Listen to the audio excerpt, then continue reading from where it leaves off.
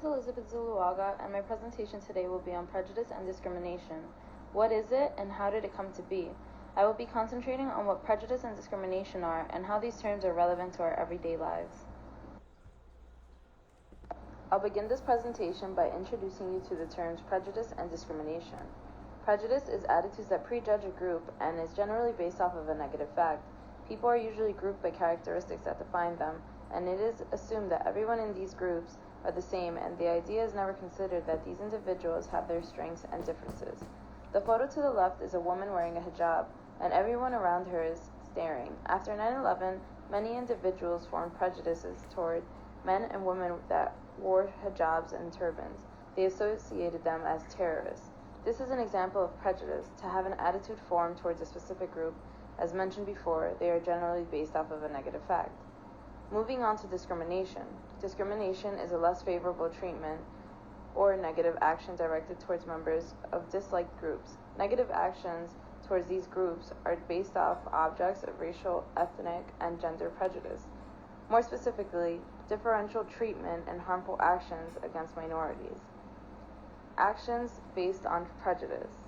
Here on the right, we can see that an Islamic Center of America had been vandalized by calling 9/11 murderers and all these hateful comments. On the left, we have the girl with the hijab. So prejudice here is the negative attitude towards minorities, and the discrimination on the right is action being taken against minorities. The attitudes we acquire enable us to develop prejudice, which, when acted on, leads to discrimination that arises from prejudice. In the previous slide, I mentioned that prejudice are attitudes that prejudge a group. So how are attitudes formed? The answer to this question is through social learning. Social learning is a process in which we acquire new information, form behaviors, or views on other people. Social learning occurs a couple of ways. The most important ones are classical conditioning, instrumental conditioning, or also known as operant conditioning, and observational conditioning. Classical conditioning is a neutral stimulus that is associated with a natural response. The picture to the left, when a whistle is blown, the unconditioned stimulus, which is a stimulus that brings negative or positive feelings without significant training, causes a dog to think of food. The conditioned stimulus, which is a stimulus that comes from the unconditioned.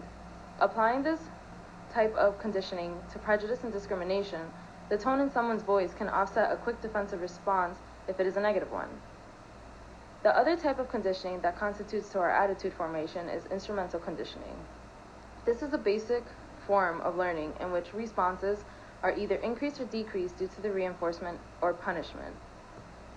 Around the 1960s, racial segregation was at an all-time high.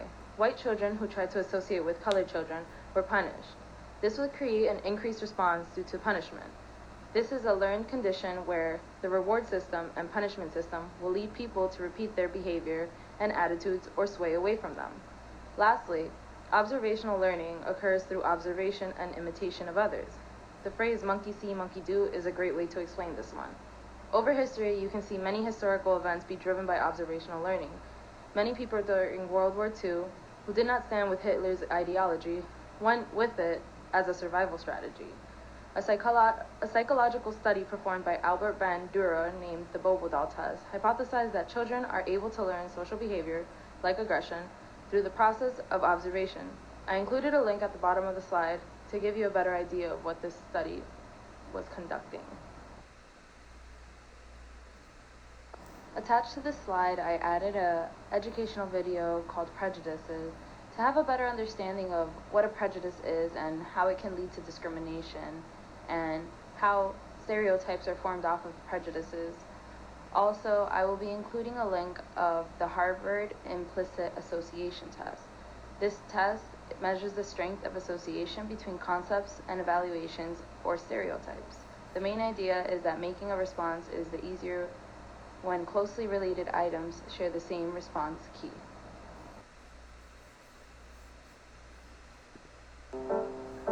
Everyone has prejudices about things or animals, but also about people and groups of people. They make it easier to have an overview of the world. People are social animals.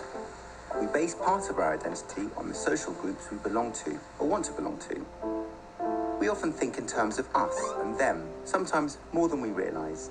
And by doing so, we also think we know how us and them should behave. A prejudice is a premature judgment. You expect that every one of them will be or act the same. You have a lot of images and expectations in your head about a person, solely because of the group he or she belongs to. A prejudice can be very stubborn. Often it is based on gut feeling. Prejudices are primitive but normal human reactions. They can form in many ways.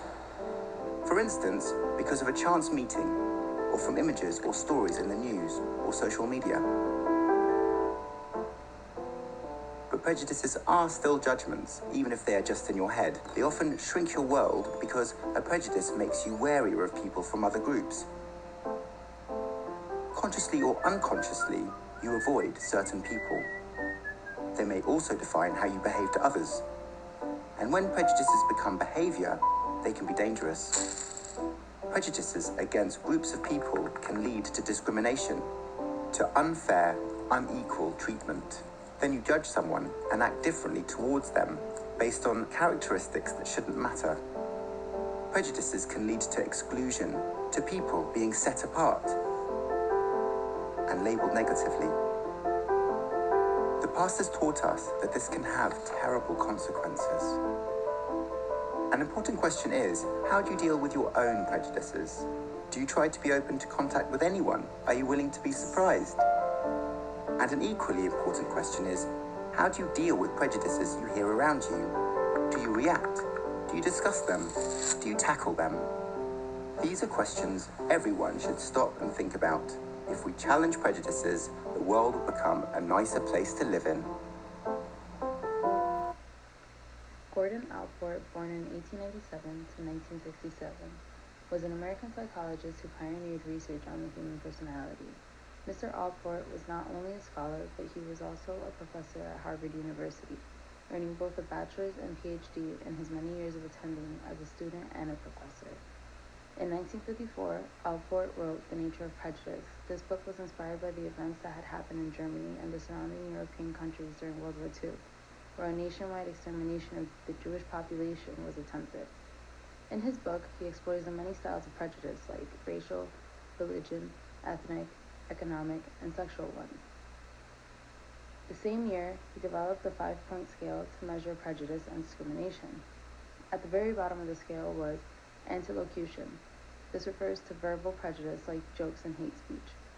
Moving up the scale is avoidance. This is when members of one group are ostracized by a member of another. This can be seen when white Americans would cross the street to avoid African Americans back in the 1960s during this racial segregation that our country struggled with. The third step on the scale is discrimination. This was when the majority of the group is actively trying to harm the minority group. We can reference discrimination to when the Germans first began terrorizing the Jewish community by no longer shopping or supporting Jewish-owned businesses because they were Jewish. The fourth step is physical attack. This one is pretty much common sense, but it includes physical harm, vandalism, and violence carried out against the minority group. Once again, referring back to World War II, there was a significant night that is now known historically as Kristallnacht. This translates to the Night of Broken Glass. On this November night, German Nazis attacked Jewish people and their properties. Lastly on the scale is extermination. This is when the majority group attempts to exterminate the minority group. This is what the Holocaust was, an attempt at exterminating the Jewish population.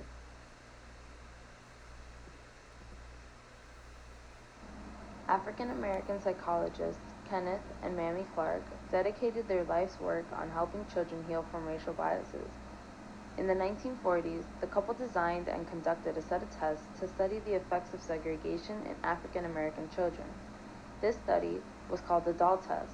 They knew segregation of children had long-term damage on their development, and they assisted in the win of Brown versus Board of Education. Brown versus Board's goal was to bring attention to the damage that racial segregation has on the well-being of children. This win helped establish that racial segregation of children in public schools were not constitutional. In turn, this study helped convince the Supreme Court to strike down school segregation. This study brought out a disturbing truth to what segregation does to a child's perception of the world and themselves.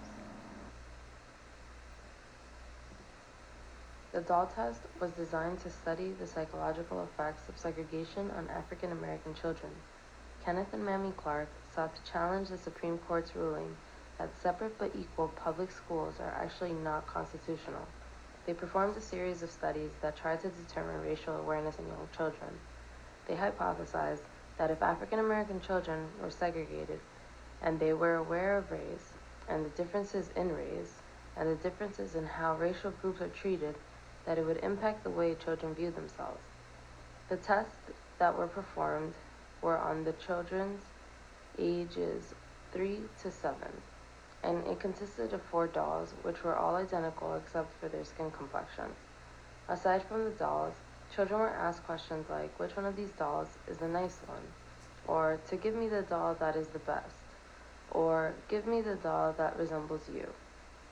Most children reported that the white doll is a nice doll. The best doll was the white one.